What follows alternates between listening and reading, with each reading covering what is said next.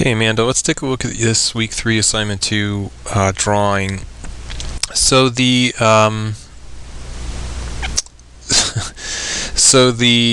the countertop, or the little stand that you have in place, I think is a great object to work with. The box-like kind of overall structure is what we want to look for, but having a little bit more complexity to it, which I think this does have. You've got multiple textures, which is great. You've got a little bit of a variation in the size at the very top, some legs in place as well, and a good amount of variation in the coloring.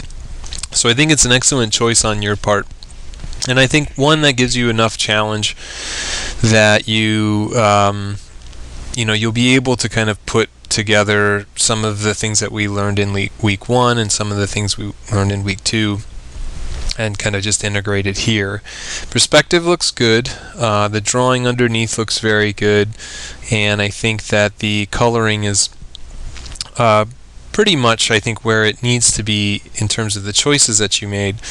But I do think your coverage is problematic in this, and actually in both. And the main thing for me is that in 2-point it's a little bit more, it stands out a little bit more. But as you get closer to the edges of anything really, of the cabinets, you're seeing it on the kind of the trim of the marble, which I'm assuming is wood as well, and even kind of down below on this little kind of area, it gets lighter. You don't have as much coverage, the color isn't as intense, and it definitely feels like there's like a lack of cutting being done for whatever reason. Whether this kind of color that's on top is marker or colored pencil, I think it needs to be much more even than what it is right now. And I think you need to do a little bit more to get things to stand out.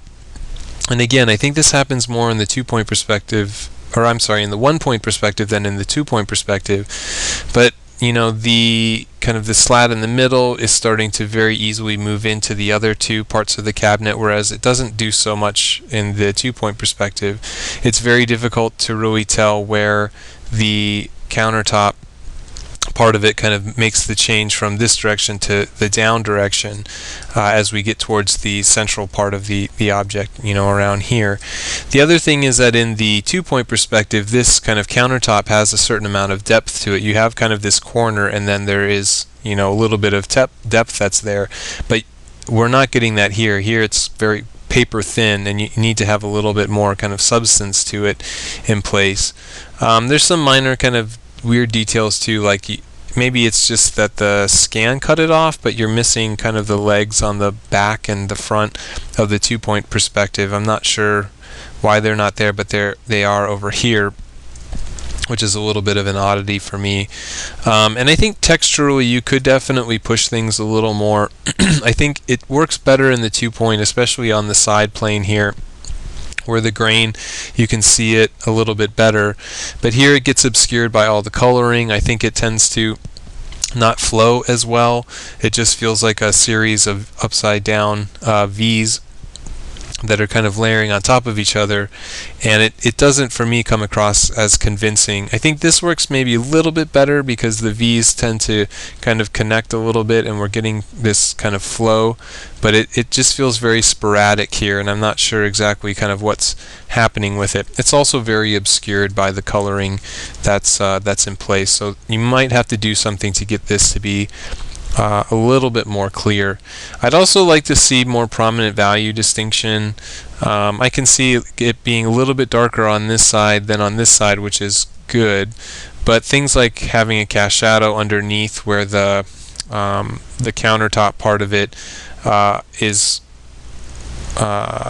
going over the edge, having at least a little bit of cast shadow underneath it, and some distinction in the values for whenever a plane changes in all sections, which I don't feel is happening on this kind of top part here along the edges.